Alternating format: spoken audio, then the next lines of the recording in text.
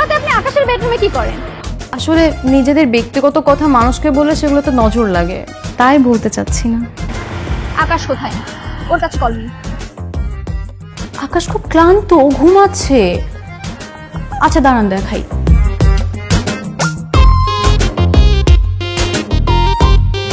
দেখেছেন? আর শুনেন, আপনার কাজ নাই থাকতে পারে, কিন্তু বাকিদের কাজ ঠিকই আছে, তাই রাত বিরাতে ফোন দিয়ে ডিস্টার্ব করবেন না। শালা একটা চরিত্রহীন, রাতে আরেক মেয়ে নিয়ে ঘুমাচ্ছে আর আমাকে নাকি বিয়ে করবে। পাটপার কোথাকার। Tata, bye bye.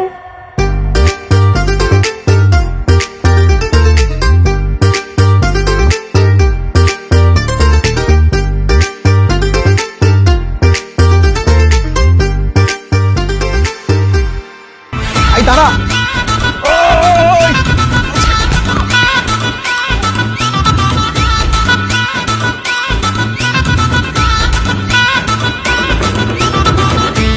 কোথায় পালাচ্ছ বলো? আমার জীবনের 12টা বাজে, এখন কোথায় পালাচ্ছ?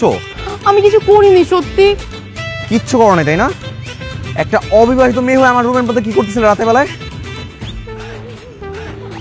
কে বলছে তোমাকে এসব মিথ্যা কথা? আমি তোমার রুমে যাই নাই। একদম মিথ্যা বলবা না, তোমার আমার ভালো মতো চেনা হয়ে গেছে। ওঠো, চলো বাসায় চলো। না। কেন? বাসায় যাওয়ার পর যদি তুমি আমাকে পরে মারো? এই এখন মায়ের ভয় লাগতেছে? রাতের বেলায় আমার ফোন দিয়ে আমার হুবু বউকে যখন উল্টাপাল্টা কথা বলছো তখন মায়ের ভয় ছিল না? চলো বাসায় চলো, আমার মা বাবা তোমার সাথে কথা বলবে, চলো। না না, তাহলে তো আরো যাবো না, যাওয়াই যাবে না, আঙ্কেল আন্টি আমাকে মেরেই ফেলবে। ও আচ্ছা, এখন খুব মায়ের ভয়, চল। দেখো আমি বলছি। এই চুপ। হাই মেয়ে, তুমি কি বলো তো? একটা মেয়ে হয়ে এরকম লজ্জাজনক কাজ করতে তোমার একটু বাদলো না? আর তোমাকে তো আমি আমার আরেকটা মেয়ে ভাবতাম। Sorry aunty. সরি? এই সরি কিসের? হ্যাঁ, তোমার জন্যে, এই তোমার জন্য আমাদের ফ্যামিলির মান সম্মান সব নষ্ট হয়ে গেছে। পাত্রীপক্ষের কাছে আমরা খারাপ হয়েছি। আচ্ছা, তোমার কি এইটুকু কমন সেন্স নেই? মা, এত সুন্দর করে কথা বলে কি হবে? দুইটা কড়া কথা শুনে বাসা থেকে বের করে দাও না। শোনো মা, তুমি যে সমস্যার সৃষ্টি করেছো সেটা অনেক অনুরোধ করে সমাধান করেছি। তাছাড়া বিনা কারণে কেন তুমি সমস্যার সৃষ্টি করতে যাবে? তুমি এই বাড়িতে আসার পর থেকে আমি বারবার তোমাকে সাবধান করেছি, শুনেছো? একটিবারও শোনোনি।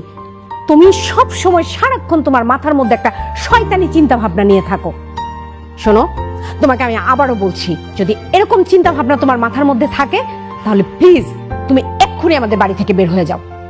না না, চলে যাবে কেন? তো কি করবে বাবা? তুমি যদি ওকে সুযোগ দাও বা ঘুরে ফিরে সেই কাজগুলো আবারও করতেছে। শোনো মা, তোমাকে আমার মেয়ে তোমার মতোই মনে করি। আজ থেকে তুমি এই বাড়িতে ভদ্র হয়ে থাকবে। তুমি প্রমাণ করে দাও ওদেরকে যে তুমি সত্যিকারে অভদ্র নও। জি আঙ্কেল, আমি চেষ্টা করব। মন দিয়ে চেষ্টা করলে হয়ে যাবে, কঠিন কিছু না। আকাশের বিয়েটা হয়ে যাক, দেখছো তো সব আয়োজন প্রায় আমাদের শেষ।